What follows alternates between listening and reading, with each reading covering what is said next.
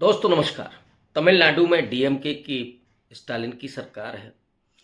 अगले वर्ष वहां पर विधानसभा के चुनाव होने हैं। तमिलनाडु में लगातार नरेंद्र मोदी जाते रहे, चाहे बनारस में तमिल संगम का मामला हो या फिर राम मंदिर में राम की मूर्ति का एक नए कलेवर में पेश करना हो, जो कहीं ना कहीं दक्षिण भारत का आर्किटेक्ट माना जाता है। इन दोनों ही मुद्दों के पीछे नजर नरेंद्र मोदी की दक्षिण की राजनीति रही है, तमिलनाडु की राजनीति रही है। लेकिन एम के स्टालिन जो पेरियार की उस परंपरा से आते हैं, करुणानिधि की परंपरा से आते हैं, जो लगातार सामाजिक न्याय की राजनीति पर, सेकुलर पॉलिटिक्स पर काम करते रहे हैं, इस समय नरेंद्र मोदी की सरकार नीतीश और नायडू के बैसाखियों पर चल रही है। नीतीश और नायडू की छवि दांव पर है। अभी बिहार में नीतीश बाबू ने इफ्तार पार्टी का आयोजन किया था, जिसमें मुस्लिम संगठनों ने जाने से इनकार कर दिया था। कुछ लोग पहुंचे थे, लेकिन अधिकांश लोगों ने उसका बहिष्कार किया था। नायडू को लेकर के भी स्थितियां कुछ इसी तरह की हैं, खास करके वक्फ अधिनियम को लेकर के बड़े सवाल इन दोनों नेताओं पर उठ रहे हैं। असदुद्दीन ओवैसी जो तेलंगाना के और उसी दक्षिण भारत से आते हैं, आंध्रा के एरिया से आते हैं, वो ये कह चुके हैं वक्फ अधिनियम के मामले में कि ये दोनों ही नेता मुसलमान विरोधी साबित होंगे अगर वक्फ अधिनियम पारित होता है। आपको याद होगा कि वक्फ बोर्ड अधिनियम का मामला बहुत तीखा हो गया था पार्लियामेंट में।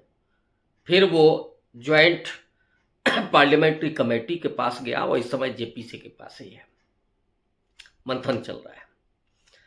लेकिन बीजेपी अपने आरएसएस के एजेंडे को आगे बढ़ाना चाहती है कि वक्फ बोर्ड अधिनियम ऐसा हो जो आरएसएस चाहती है।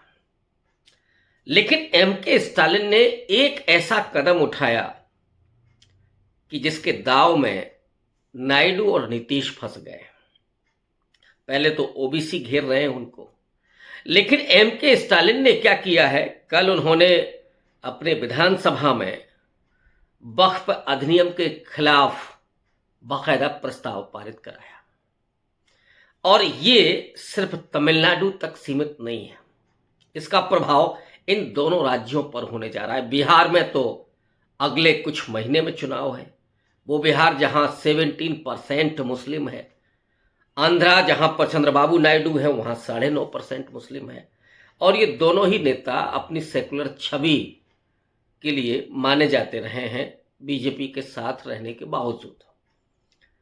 मुसलमानों का साथ और समर्थन इनको मिला है।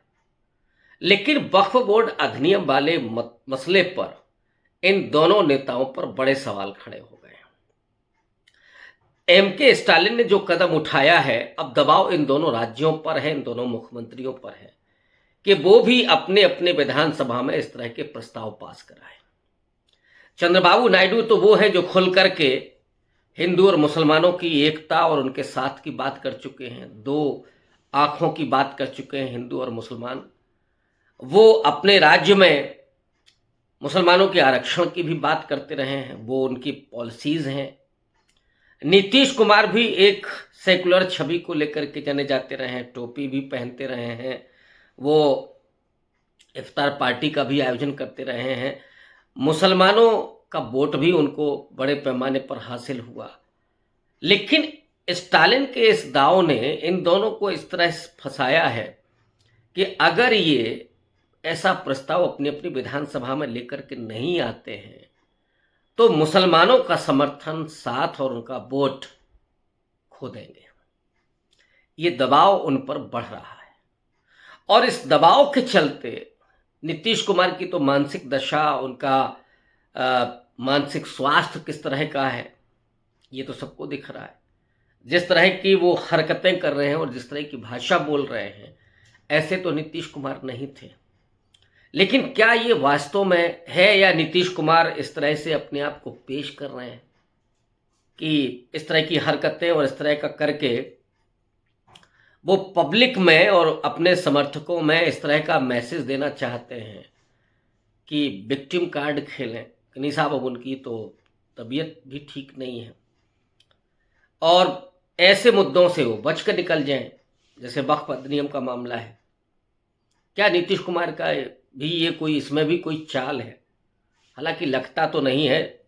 तेजस्वी यादव ने इस बात को पकड़ लिया है, इसलिए वो कह रहे हैं कि बिहार के लिए इस तरह का व्यक्ति नहीं चाहिए जो मानसिक रूप से स्वस्थ नहीं हो, शारीरिक रूप से फिट नहीं हो।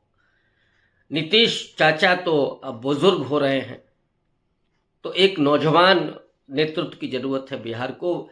तेजस्वी यादव इस बात को समझ गए हैं कि कहीं विक्टिम कार्ड ना खेल रहे हैं नीतीश बाबू, या उनको इस तरह का लोगों के मन में ये धारणा ना चली जाए, इसलिए वो अब अटैक कर रहे हैं, लगातार अटैक कर रहे हैं नीतीश कुमार को। नीतीश कुमार के स्वास्थ्य से वो बिहार के स्वास्थ्य को जोड़ रहे हैं कि इस तरह का व्यक्ति नहीं चाहिए। इसमें वो ये तो उनका बचाव हो सकता है कि मानसिक दशा उनकी ऐसी नहीं है कि वो वक्फ बोर्ड अधिनियम को लेकर के और कुछ ऐसा प्रस्ताव पास करें, लेकिन 17% जो मुस्लिम वोटर है उसको खो देने का तो जोखिम है ही, इसलिए दबाव बढ़ेगा। चंद्रबाबू नायडू के साथ 9.5% वोट है और वो उनके साथ रहा है, सेकुलर छवि है। ये वोटर अगर निकलता है इनके हाथ से, तो फिर चंद्रबाबू नायडू की राजनीति क्या बचेगी, वो उस बात को जानते हैं। लेकिन अब गले की फांस क्या है कि अगर वो वक्फ बोर्ड अधिनियम के खिलाफ कोई प्रस्ताव लेकर के आते हैं तो फिर एनडीए में दो फाड़ होगा और इसे माना जाएगा नरेंद्र मोदी का सीधा विरोध, मोदी सरकार का सीधा विरोध माना जाएगा। और ये जो टकराव है, ये जो तकरार है, ये जो द्वंद्व है, ये द्वंद्व एनडीए में एक बड़ी फांक पैदा कर सकता है। नरेंद्र मोदी हालांकि अपनी राजनीति में इस तरह से वो सिद्धहस्त हैं कि वो नायडू और नीतीश को भी अपने साथ लेकर के जा रहे हैं, ओम प्रकाश राजभर, अनुप्रिया पटेल को साथ लेकर के जा रहे हैं, संजय निषाद को भी साथ लेकर के जा रहे हैं। वो बात अलग है, जब उनका दांव लगता है तो वो सबको निपटा देते हैं, लेकिन जब जरूरत है उनको तो वो इन तमाम लोगों को, तमाम पार्टियों को अपने साथ लेकर के चल रहे हैं।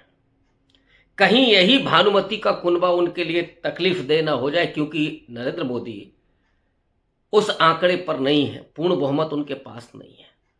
पूर्ण बहुमत होता या फिर 400 पार हो गया होता, तब फिर क्या करते? तब फिर मोदी के इरादों को हम सब जानते हैं। आरएसएस के अपने सपने क्या थे अपने 100वें साल में, कि संविधान को खत्म करके और संविधान के अनुच्छेद 26 जो है, जो अल्पसंख्यकों को अपने जो धर्म है उसको प्रैक्टिस करने का, धार्मिक संस्थाओं को प्रोटेक्ट करने का जो अधिकार मिला हुआ है, 25 से लेकर के वो 30 तक है, लेकिन इसमें आर्टिकल 26 है। ये आर्टिकल 26 को एक तरह से वायलेट करने का काम मोदी सरकार कर रही है। ये संविधान के खिलाफ है। एमके स्टालिन ने जो फंसाया है, इसके जरिए वो नीतीश और नायडू दोनों को फंसा करके दबाव डालना चाहते हैं नरेंद्र मोदी की सरकार पर। इस दाव में जहां मोदी खेलना चाहते हैं, तमिलनाडु में पहले हिंदी का मामला आया, हिंदी थोपने के इशू पर एमके स्टालिन खड़े होते हैं और सीधे तौर पर उन्होंने पुरजोर विरोध किया। आरएसएस हिंदुत्व के खिलाफ उन्होंने हिंदी को लेकर के वो पूरा आंदोलन खड़ा कर दिया, पूरा मूवमेंट बना लिया। भारतीय जनता पार्टी के पास कोई उसका जवाब नहीं था। वो बात अलग है कि आरएसएस निकला, जब बंगलोर में बैठक कर रहा था तो उसने एक करियर लैंग्वेज, एक तीसरे ऑप्शन की बात की, कहा अंग्रेजी आप रख सकते हैं, लेकिन आरएसएस से एश्योरेंस नहीं। एश्योरेंस तो तमिलनाडु में के लोगों को या साउथ के लोगों को चाहिए मोदी सरकार से। मोदी सरकार ने खामोशी ओढ़ ली। स्टालिन को अगले साल चुनाव में जाना है, एंटी इनकम्बेंसी भी है। ऐसे में ये एक बड़ा दाव है वक्फ अधिनियम के खिलाफ प्रस्ताव पारित करने का, और ये कहीं ना कहीं उन्हें उनकी राजनीति को और ज़्यादा दृढ़ और ज़्यादा मजबूत करता है। तो एक तरफ तो सोशल जस्टिस की पॉलिटिक्स है, ये सेकुलर पॉलिटिक्स है, इन दोनों को मजबूत करके एम के स्टालिन अपनी जीत को सुनिश्चित करना चाहते हैं। नंबर एक। नंबर दो, वो नायडू और नीतीश को जिस कदर फंसा करके जा रहे हैं, अगर नीतीश और नायडू प्रस्ताव लेकर के आते हैं अपने अपनी विधानसभा में, तो फिर एनडीए के दो फाड़ होने और नरेंद्र मोदी के सत्ताच्युत होने का भी बन सकता है मामला। लेकिन देखना यह है कि नायडू और नीतीश स्टालिन के इस कदम के बाद क्या पहल करते हैं, क्या कदम बढ़ाते हैं। शुक्रिया, धन्यवाद।